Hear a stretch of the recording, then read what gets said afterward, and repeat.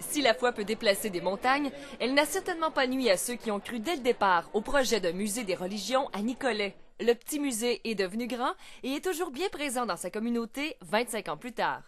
Quand on se recule, il y a 25 ans, parler d'interreligion, ça se pouvait pas. Il fallait être un peu fou. Puis il faut se rappeler aussi qu'en 1986, quand on a ouvert dans un petit édifice, puis c'était tout petit, c'était le premier musée des religions au monde.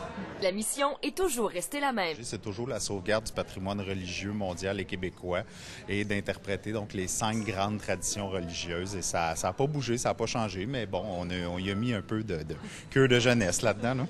Avec des expositions comme À la vie, à la mort présentée l'an dernier et plus récemment Colle, papier, ciseaux et Tabarnak, le musée des religions a su faire parler de lui et attirer une nouvelle clientèle. C'est un musée qui innove beaucoup, des expositions qui sont différentes, qui sont originales aussi.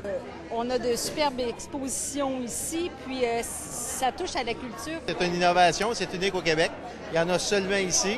C'est quoi l'avenir pour le musée des religions? L'été prochain, c'est une nouvelle exposition permanente. Ça va être une première muséologique au Québec. Vous n'aurez jamais vu une exposition de ce genre-là. On vous tient en haleine un petit peu. Je veux que tu reviennes me voir. Un bel avenir. Un bel avenir. Il va se rendre à 50, 75, 100 ans. Plus loin. On sera plus là, mais c'est pas grave. Le musée va rester. Oui, c'est ça. Catherine Brisson, TVA Nouvelles, Nicolet.